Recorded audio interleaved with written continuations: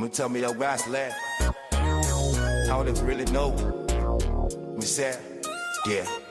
Yeah, I need brothers podcast, voices on fifth court, cruising exits 46, yeah, you know where we from, Deerfield Beach night, like city lights on the moon, oh, this how we do, yeah, oh, this how we do, yeah, this how we do, yeah, this how we grow, yeah, this how we grow. Started on the waterfront, palm trees in the breeze, from Howard to the corner, learn to hustle with these, posted off fifth seat, late nights, real talk, then we slide down 10th Street, let the baby talk, back when dreams felt heavy, but the hunger stay light, from the plays at the 20, hope at the futures at night, from the court to West Side Park, where the vision ignites to the bond every morning, yeah, we earn every strike, Hillsborough runs deep, yeah, the roots stay strong, from the schoolyard, echoes to the words in the song, Deerfield Beach, I where the mindset grows, same city, same code, yeah, we always stay true, now the mic stay late, conversation stay raw, from the block to the booth, yeah, we breaking the law, not the rules of the street, but the limits they draw, still shining every move, this how we do, how we ball, All right. Good afternoon, everyone. Good evening, everyone. Welcome to the Adams Brothers Podcast. We are here. This afternoon, we're going to be doing a phone interview. This afternoon, we usually have our guest on camera, but today we're going to have it. Our guest call in. We have our guest, Mr. Tracey Scroggins' father, Mr. Sonny Scroggins. He is on the line right now. So good afternoon, Mr. Sonny Scroggins. Can you hear us? Yes, I can. And good afternoon. Y'all were popping on the intro. I like T.I. Good to have you on here, Mr. Sonny. That's our new intro song. Sure. So we're going to be adding the video to that pretty soon. So we're glad you like it. So first of all, we want to just start out by giving you our condolences on the death of Tracey. He was our guest on the podcast, and we had a great interview with him. I didn't make that out, but I can just start talking if you like. Yeah, I just said, first of all, I just wanted to, give you our condolences on the death of Tracey. And not only Tracey, his mom and his sister. His mom and his sister. That's right. You endured some deaths. Still going through it. Right. She and I were, his mother and I were childhood sweethearts. We came up together. Wow. Okay, Mr. Scroggins, could you just give us a little bit about you, your name, and who your son Tracey Scroggins was? Just give us a little introduction, okay, of who you are. Well, I'm a racial reformist, activist, and now I'm a lobbyist, independent lobbyist for the state of Kansas. And Tracey was my son, so a part of that is a part of him. And he's been involved. Matter of fact, I demanded that all four of my children, I have two other children by previous marriage, to get involved in worldly things. Free South Africa, Brown versus the Board, Nelson Mandela, Martin Luther King, those types of things. That's kind of who I am. Mm-hmm. And some of that rubbed off on Tracey. He was supportive of a lot of initiatives and activities out of the state of Kansas. I reside in Topeka, Kansas. For instance, in 1998, he bought 100,000 envelopes for the Colored Memorial in Washington, D.C. Mm-hmm. And I was right there with Mayor Berry. Marion Berry, yes, D.C. Back in 98. And I'm a reenactor, for the first Kansas Colored, who was the first to fight in the Civil War, even before the 54th. You know about the movie Glory. Well, the Civil War really started here and proceeded into Indian territory down in Rennesville, Oklahoma. One of the greatest battles fought by the first Kansas Colored, who were the first to give up their blood for our equality. And matter of fact, that was Tracey's nickname. From the little town that I come from down in Chakota, Oklahoma, everybody had a nickname. And we all come out of Shakota High School, which I would say was a school of champions in 1969.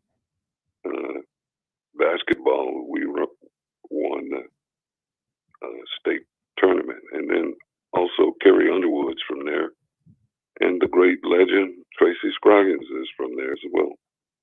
Okay. So, yeah. So that's a little bit about you and Tracy. And yes, your activism. Tracy. Your activism, yes. Activism. What would you like to know? No, we were just saying you gave us a good rundown of you and Tracy's activism. Yeah, voter registration. Yeah, free Stop the Violence Committee. Yeah, my family are my grandfather was the first black elected to public office in Shakota, Oklahoma. So I came up, and my dad was an activist, and his dad was an activist. I would say he was a friend of Jack Ruby. You know, Jack Ruby, who shot Kennedy. He shot the one that shot Kennedy. Right. I'm sorry. I mean, Oswald shot Kennedy, but yeah, he was the nightclub owner. Yeah. So there's a lot of history there, and it's a black enclave, and it was very popular because my family are, they love their guns and their Bibles and barbecue and rodeos, and so that's the kind of culture I come from. Mm-hmm. Okay. And like I say, me and his mom was childhood sweethearts. We tried to make it in, and have people, family especially, get involved, and they think they're doing good, but actually they're messing up. Mm-hmm. And we kind of drifted apart. And I'm just kind of broke up about that because that's a certain part of my life is just gone. I mean, his mother's gone and his sister's gone. Like I say, there are 2 other children, but I'm just talking about that part out of Shakota. Right. So, yeah. So Tracy was he was a stubborn kind of guy as a child. I would potty train him, and back then you could whoop your kids.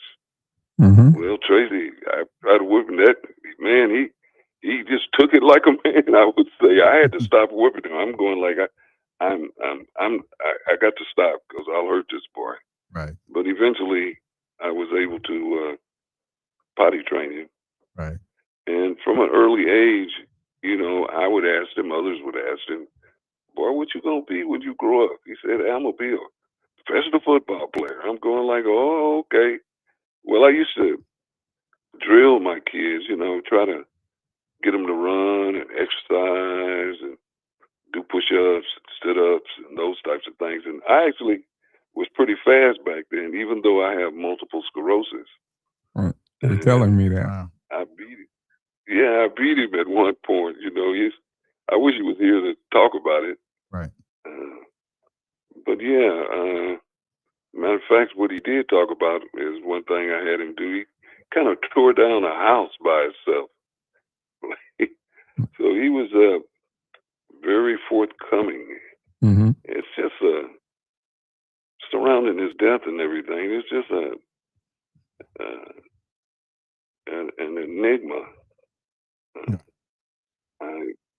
I just don't understand some things, and I want to apologize to everybody about when, where, and what time the funeral was going to be.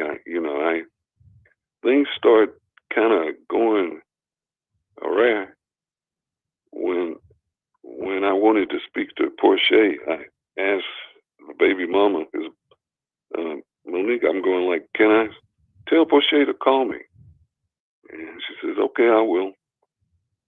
And then I asked again, says, well, he's in the Cayman Islands. He'll call you when you get back.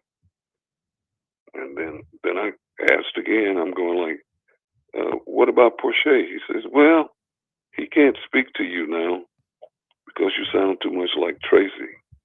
And that just didn't make no sense with me. And it kind of went left from there, and I'm the type of person that, like Tracey explained on your program. He got that from me. I mean, very detailed. And if somebody ain't gonna do it, I'm gonna do it. So he called me right before his death, and I'm going like, Tracey, why you calling? You ain't gonna say anything. And then I kept calling, and then one of his nephews, Christopher Carter, one of his favorite nephews. He's my oldest grandchild, so he's a favorite of everybody. So he called me, and he said, well, Granny wants me to have you call her. And then me and his mother talked, and she indicated, well, I've been trying to get a hold of Tracey. I think something's wrong. I'm going like, yeah, I had that same feeling. And he called and didn't say anything. So I immediately called for a wellness check. He was living in Hollywood, Florida, correct, Mr. Sonny? Correct. Yeah, he was in Hollywood. Okay. Mm-hmm. Right after retiring from the NFL, that's where he moved to. As a matter of fact, his retirement party was held here in Topeka, Kansas. And I plan on doing something on his birthday. I've made up some bookmarks with his likeness on it. I'd be glad to send you guys. Yes, definitely. Yes, please. Yes. I'll send you I'll send you the address. Yes, please do. Mm-hmm. But I just, it's, you know, I got what you guys got from my son and more. You know, he was very detailed. Yes, he was very frugal about his money. Yes. I don't know how all his money got messed up like it is. That's not the important thing for me. It's just, I love my son and I wanted to have him. Matter of fact, I was bullied so down in the little small town that we're from, you know, I just used to cry out to God, you know, for a Superman. And he delivered. That's why I say there is a God, you know, and Tracey was a man's man. And wasn't no bullying him. So I was very happy about the man that he did become. Right. And he's always had pretty women in his life, you know, and his baby's mama, I never had any problem until, like I say, I asked to speak to Portia, and his former wife, I never had no problem with her. And I've known several of his women, the women in his life.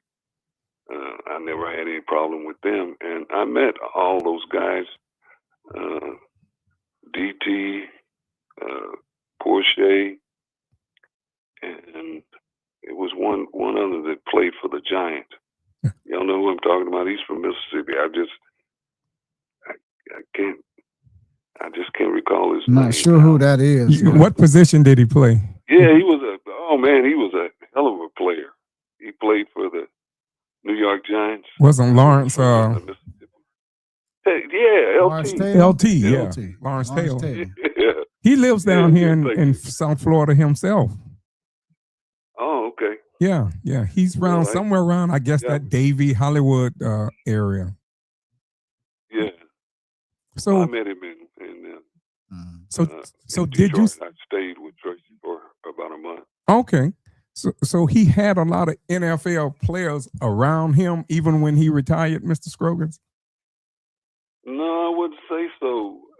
When he retired, I just know him telling me, you know, him and Portia were feuding back and forth, and he indicated that Portia and his financial advisor came from the same town, and he felt that his funds was coming up missing some kind of way. And I'm glad you guys responded to my call, but I would be remiss as his father, no matter what anybody want to say about that. I had a relationship with my son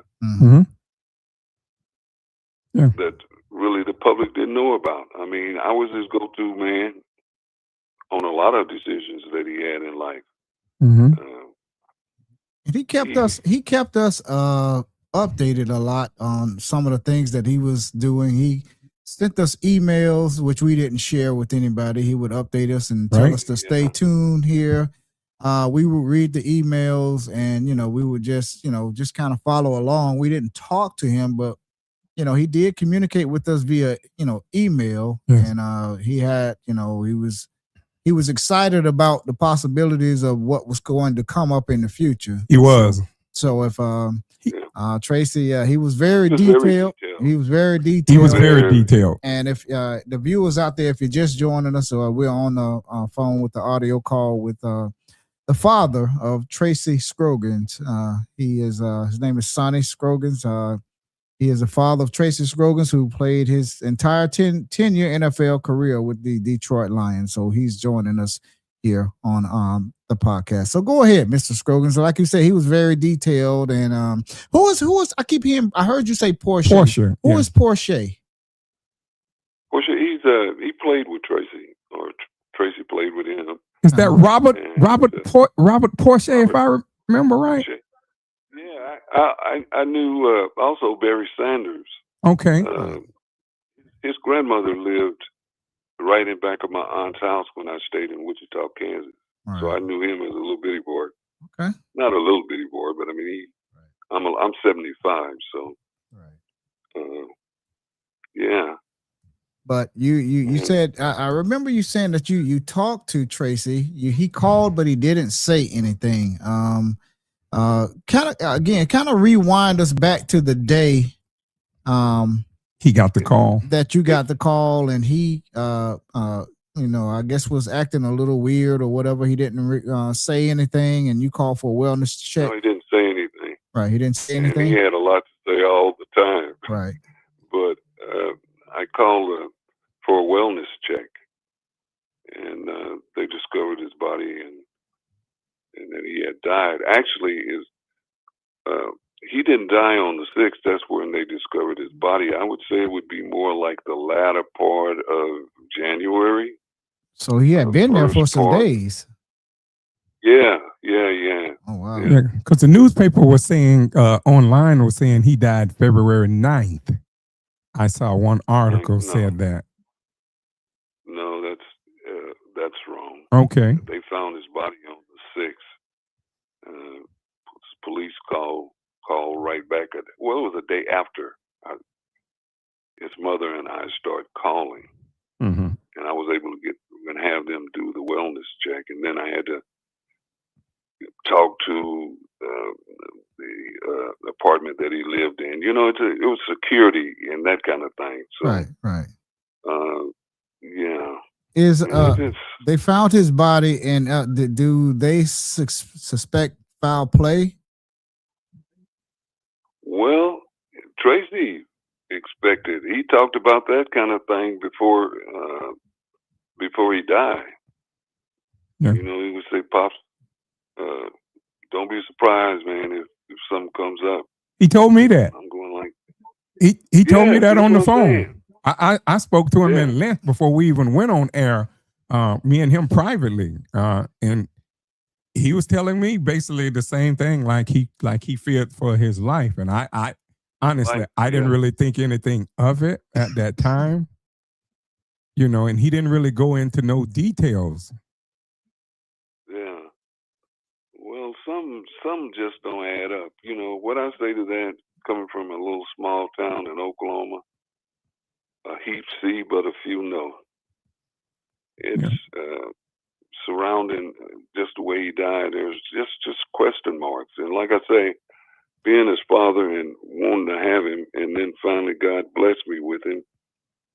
Me and his mom.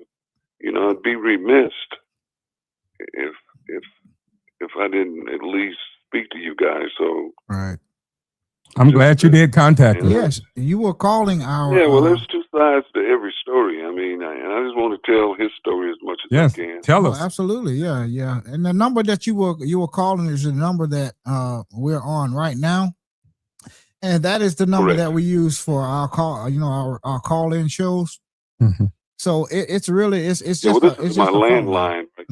Yeah. Well, you got my number anyway, Mr. Scroggins. You have my number. The other number that I you know what I'm saying. That number that I I called you on. So yeah, that's the number. Definitely, you can get me on. Right. But yeah, Mr. Yeah, I Smith. want to contact you guys as we get closer to his birthday. Yeah. Since he retired here, I wanted to have kind of. I wasn't able to go to the funeral. All my kids know I don't like funerals, and I told them all, like, hey, the four of them, hey, if y'all die before I am, I ain't coming to the funeral. Yeah. And they know, oh, you outlive us all, pops, and that kind of thing. Yeah, Tracey wanted to come back on, and we told him once he was gathering information because he sent us some emails, and we had already told him once he get everything together, we will be glad to let him come back. So he was definitely making plans, and he sounded excited on the emails that he sent me and Daryl. So when I saw the news, I saw one of your fellow Kansas Jayhawks, Tony Sands. We had Tony on with us when we interviewed Tracey. And I saw Tony had posted that Tracey had passed. And I was like, wow, just knowing the great conversation we had with Tracey. And as I was saying, telling you, I can reveal it. I think the brother-in-law or whoever maybe the ex-wife or someone called us, threatening us with legal action if we didn't take the interview down, the podcast, threatening our podcast company. I told him, well, you do what you got to do, but we're not taking that down because we didn't do nothing improper. And, it's some law office, some letter. And I called them right back and I told him right now, you do what you have to do, but I'm not taking that interview down because nothing was done improper. No one made any allegations because Tracey was the one. He was doing all the talking. He was doing all the talking, telling his side of the story. Right. So, which he is entitled to. Yes. Right. And especially now that he's gone, and it's a void in both sides of the family. Yeah, I'm sure it is. Tracey he was a great person. I mean, he was a simple person, but he was a complex person. He didn't ask for much, and he gave a lot. And since they found him deceased mysteriously in his home, I'm pretty sure that they are going to do an autopsy on him. And well, they said it was too late. That's why I'm saying there's just so many moving parts to it. First, they said they were going to be able to. I spoke to the coroner, and I spoke to the funeral home director. I think it was. They're in Florida and also in Shakota is Garrett Funeral Home. So I spoke to them, and I think his mom I'm pretty sure she's getting cremated. So I don't think his body's even in Oklahoma yet. The last time I talked with the police in Florida, I kind of got X'd out after I was talking to the baby mama. Got his son. He has a son. Yes. Tracey Malcolm Scroggins. Tracey used to talk to me about him all the time, and I used to talk to him too. And Tracey was very proud. He had a 16 foot. He wore 16 shoes. 16 foot. He had a big feet, and he was kind of happy about that. I'm just telling you a little bit of, some of the things people don't know about Tracey. Also, he was not only was he good at football, track, and basketball, but he was a hell of a swimmer. And he was the first black to swim here in Topeka in Pastor Fred Phelps's Olympic swimming pool. I know y'all are familiar with Fred Phelps. Matter of fact, he went down to Shakota to protest. He's the one with the God hates homosexuals and that kind of thing. Yes, I heard of him before. No doubt. Yeah. And did Tracey ever talk about his life in the NFL, Mr. Sonny? Yes, sir. He talked about it, how they allowed them to play hurt when they had information. I think it was right before they adjusted their helmets or something. Right. You know, the helmets are different. The ones now are kind of different than the ones back when he first started, I think, because he talked about how the NFL allowed him to play hurt, you know, with a concussion. Mm-hmm. And he wanted to make sure that people that came behind him, especially the young athletes, know about some of the harm that playing professional football can happen to it. Right. And he was diagnosed with CTE. CTE, right? Mr. Sonny? Yes, he had. Yes, he did. He had CTE, and he kind of shook. He tried to kind of hide that from me. I just caught his hand. He said, "Look at there, pops." I said, "Man, how long has that been going on?" And that was about midway through his 10 years there at the Detroit Lions. So yes, he did have that. And he did file suit against the NFL. But I don't want that. That wasn't all of it, Tracy. He had a good mind on it. Mm-hmm. Yeah, he very smart. Very smart. Yeah. Detailed. Oh yeah, he was very detailed talking to him on the phone. Right. He knew Tracey. Just me talking to him, I can tell you because I talked to him a long time. One day when he called, he was like my brother Darryl said. He was very detailed, and he was very very detailed and meticulous in his affairs. You can see what he was sending us. He had all his ducks in order, and he would tell us, you know, he would tell me a little bit at a time, and just keep sending us little stuff, showing us different things, you know. Well, I think that was because the way they tried to portray him, you know, it's just CTE, and he was more than that. And before he was diagnosed, he was telling me and other family members some of the things, the pearls of being in the NFL. Mm-hmm. Yeah, he was very aware. Yeah.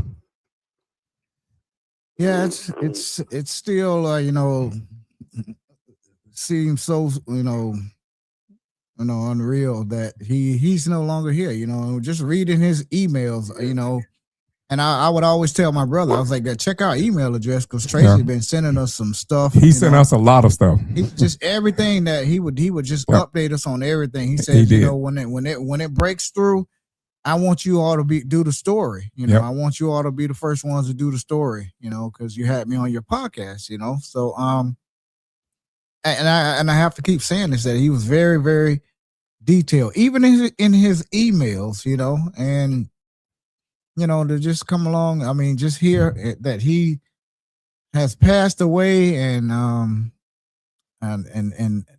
I don't know. I mean, about the suspects, and he lived in a nice area. I'm pretty sure. I mean, what about the security cameras? And doesn't he have security cameras in his home, or a Ring doorbell, or do they have security at the gate? Somebody had to show ID. I mean, did they mention any of that stuff? So. Yeah, if it's like the one that he had before. Now, I never personally visit the one he's in now, but the condo that he had before. Yeah. He was very selective.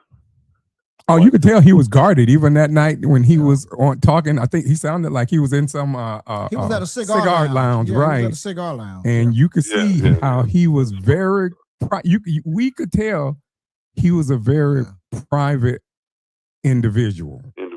You can definitely see.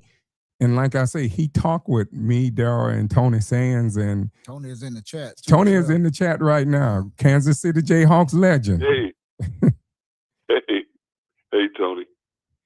Yeah, he's in the chat. He's watching. He's watching. But yeah, I'm just so sorry. I mean, to hear about Tracey, and just know, like I say, just know that we had him on our broadcast. Like I say, I saw Tony put it up that Tracey had passed.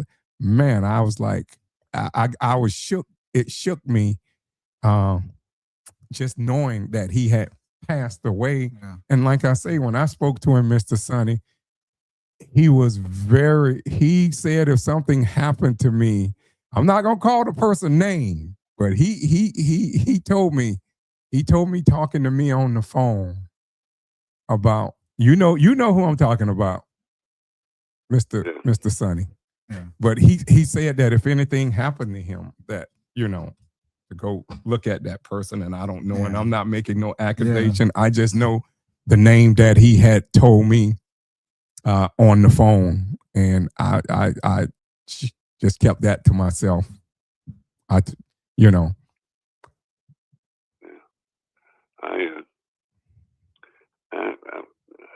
have no words. My son's gone, and I don't know how to come back from that. I mean, other than just telling his story as I know it, what he told me. Mm-hmm. Right. And again, I say, all respects to Tony. I would be remiss if I hadn't reached out to you guys, because he can't speak anymore. His mom can't speak. His sister can't speak. Right. But I'm still here. Yeah. And you have to. It was strange. Yeah, you have to tell his story. Yeah, and his life was a book, and you have to tell it now. It's he can't tell it. Like He's right now, y'all cutting up. I don't know if somebody's doing that or not. I could not make it out. Yeah, what you were saying right then. I mean, you never know, and what high places there are.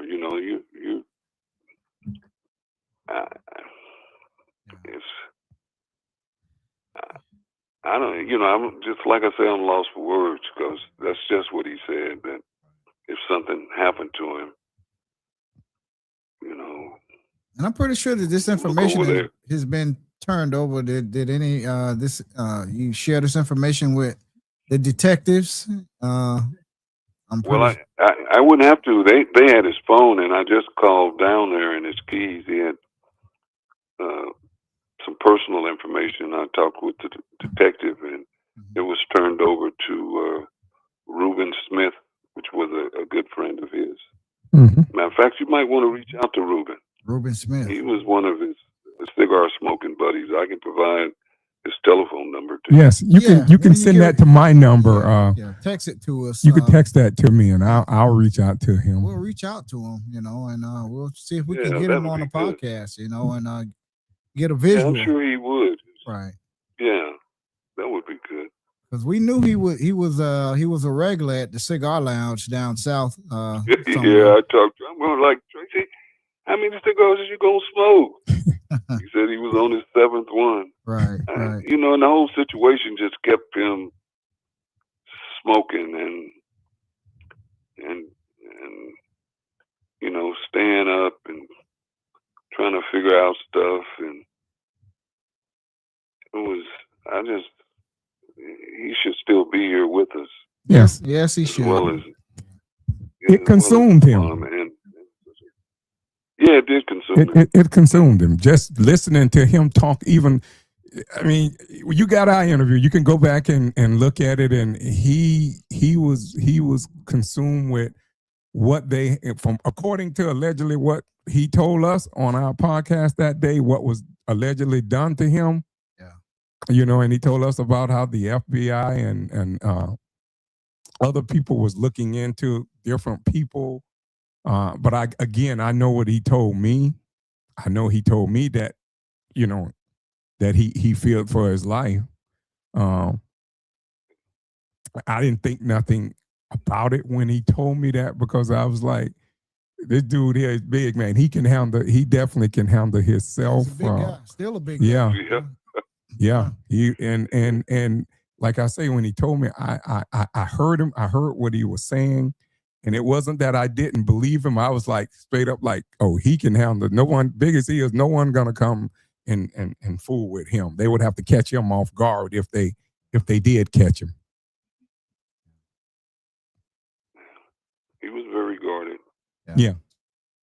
So the video that you sent me, was that a memorial, Mr. Scroggins? Yeah, that was the actual memorial that they held in Shakota, Oklahoma. Okay. Last week. Okay. Yeah. So it was for him and his mom. Yeah. That's tough, to lose a son and then turn around and lose his mother and the sister. And a sister. That's got to be heartbreaking. Prayers up for you, Mr. Scroggins. Yeah. You it is. I appreciate it, man, because it's I'm quite bothered by it all, just the way it happened, and that's space in my life that's gone. And I always say it shouldn't have to be that way. We shouldn't have to bury our kids. Our kids should be burying us. And I say that because I lost a daughter. And I feel the same way. I know what I'm saying. Yeah, I know exactly what you're saying. So I was like, I shouldn't have outlived my daughter. My daughter should outlive me. And that's the way I feel about all my kids. And it's heartbreaking when you have to bury a child and and see them pass away like that, and you don't know what happened to them, and it's just a shame. Hopefully these detectives down here, maybe the Hollywood Police Department or the Broward County Sheriff's Office, whatever police department that's working on the case, hopefully they come up with some suspects. Well, they first tried to say there wasn't no foul play. I'm going like, but it's just too many moving parts. Mm-hmm. And if you could just check and get back with me. Well, I had to call them back and forth after that first initial call. Yeah. And that's what, it's kind of mind boggling because when they find someone dead like that, I don't care if it's a week or two later, they still will do an autopsy, and an autopsy is going to tell you the cause of death. If he had a heart attack, if he had a stroke or whatever, they could determine that if they had something illegal in his system, if he had high levels of this or high levels of that, they'll be able to tell you that. Well, what they put it under is head trauma and epilepsy. Did he have a history of that? Yeah. Of epilepsy? Well, yeah, I remember in 2010, I went down and had to sign some papers in Hollywood where he was in the hospital. What had happened is I think he was eating or something, and some food went the wrong way, mm-hmm. and he was in a coma for a couple of days there in the apartment. And I think a housekeeper was going in and caught, and found him like that, and he was in the hospital. So I had to go down and sign the papers. Right. His next of kin. Yes. Right. Yeah. And again, if you're just joining us, our viewers out there, we're on the phone with Mr. Sonny Scroggins. He is the father of Tracey Scroggins, who played professionally in the NFL for 10 years with the Detroit Lions, and had over 60 sacks too, right? Yeah. 60 career sacks. He was a go-getter. Oh, yeah, he was. I mean, when they announced his death, I mean, it was all over social media, X, Twitter X, everywhere. I mean, TMZ, everyone was, it was news here. It was news here. Everyone was talking about it online and just paying their tributes. I saw the beautiful tributes coming in on X and Instagram. Very loved in the world. Yes, he was. Big guy, gentle giant of a guy, real nice, laid back guy. He just what was that? Put the picture up there. You can only do one at a time. Yeah, I know. Okay. Again, we're on the let me add this. This is Mr. Sonny Scroggins right here. Him and his son. You can't see it, Mr. Scroggins, but we have your picture and your son's picture up right now. Tracey Scroggins, who played for the Detroit Lions for 10 years. And tell us about the shirt that he gave you, Mr. Scroggins. Yeah, he went to, we have the site, Brown versus the Board of Education, Topeka Boards of Education. Landmark case. 1954. Yeah, so that's a shirt he bought me while he was here. down from there is a park that Tracey loved. It's called Cushenberry Park. Some of the younger kids refer to it as Buffalo Park because it's got a buffalo. It's actually named after a good friend of mine, Grant. Well, he's deceased now, Grant Cushenberry, which Tracey was a part of us renaming the park. It used to be Euclid Park for Mr. Cushenberry. Mm-hmm. So, I had them all involved in the Topeka community and in the state, Mm-hmm. in the country, and across the planet. They know that that was just a given with their dad. Hey, we're gonna have to get involved is try to help the world. Right. Through our actions and deeds, and just not talk about it, but be about it. Right. Right. And he was cool with that Mm-hmm. while he was around me. Yeah. Is there anything else you would like to add or say about your son, Mr. Scroggins, Mr. Sonny?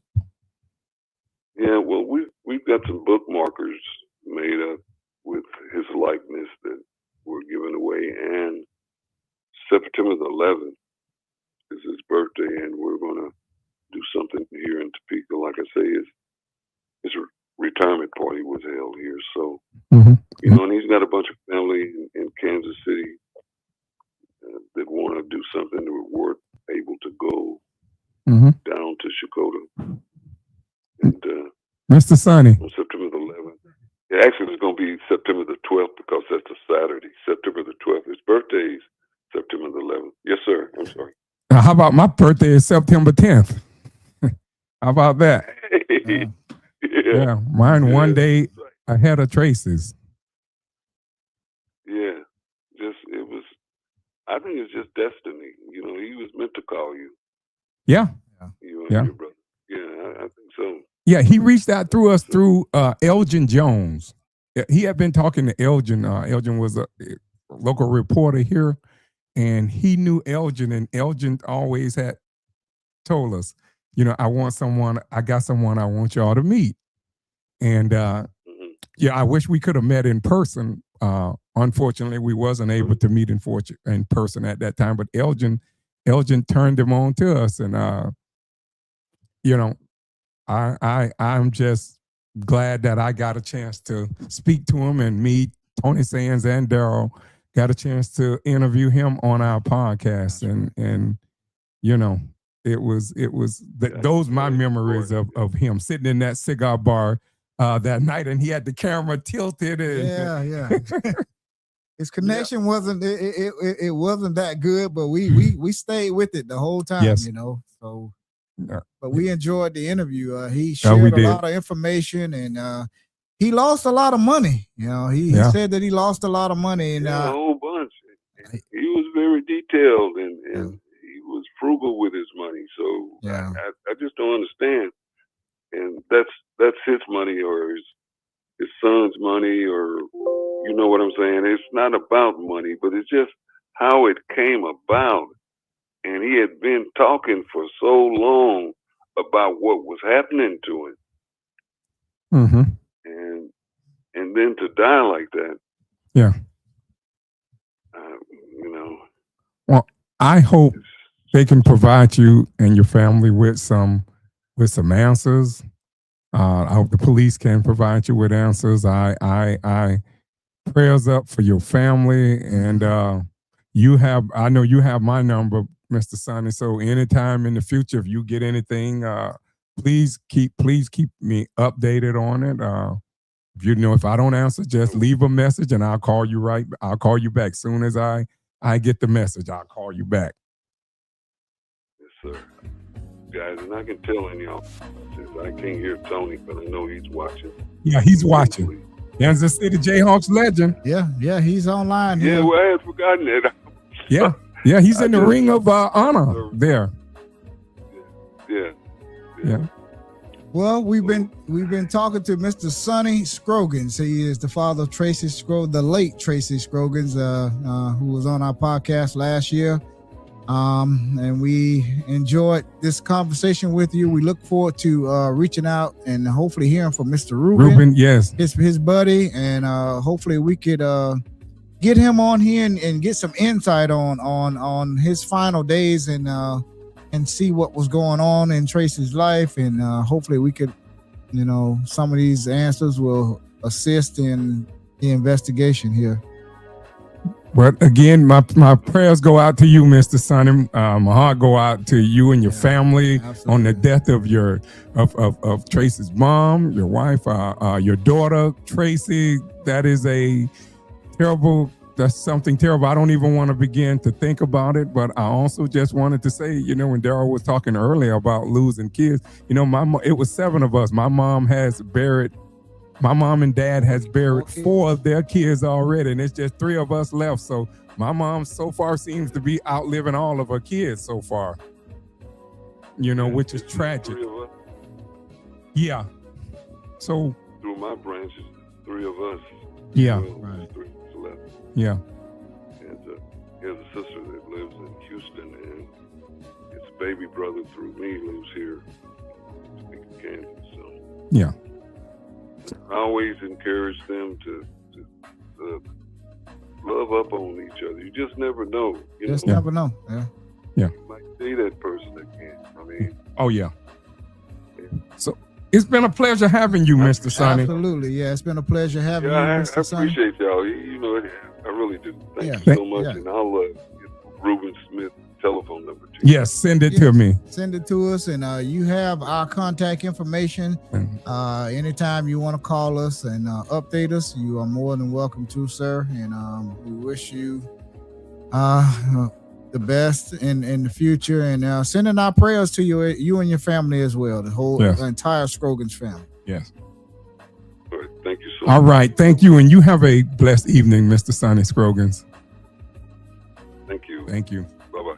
Bye-bye. All right, we've been talking to Mr. Sonny Scroggins. He is the father of Tracey Scroggins. That's Mr. Sonny right there in the blue shirt. And that is Tracey Scroggins. He had a 10-year NFL career with the Detroit Lions, and that was the only team that I know of that he played for. And he retired from after 10 NFL seasons with the Detroit Lions. And Mr. Tracey Scroggins was on our show, and he passed away last month. He was found dead in his Hollywood, Florida home. So we don't know what happened, and we hope that the detectives working on this case and can find some answers. And if there was foul play, hopefully they can make an arrest if there was foul play. We're not saying that someone killed him. Nope.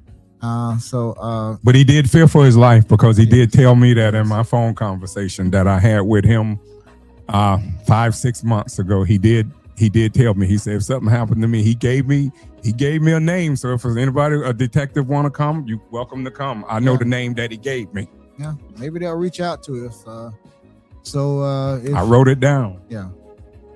So it was a good interview with Mr. Sonny Scroggins. We hope that Mr. Scroggins will get that justice that he deserves. If it turns out to be that he was murdered, it could have been something from natural causes or whatever. But we don't know that yet. But hopefully they get some answers. That's what I should say. They get some answers and ultimately get some closure. And find out what happened to Tracey. So I mean. Mr. Scroggins has lost his wife, daughter, and his daughter, and Tracey. I mean, right within months. So can you imagine that? I mean, what the hurt that he's going through. I mean, talking to him on the phone like I did prior. We talked, I believe, Saturday or either Sunday. Me and him talked, and to hear the pain and hurt in his voice, and just to hear him now choking up on the phone is well, hurts me.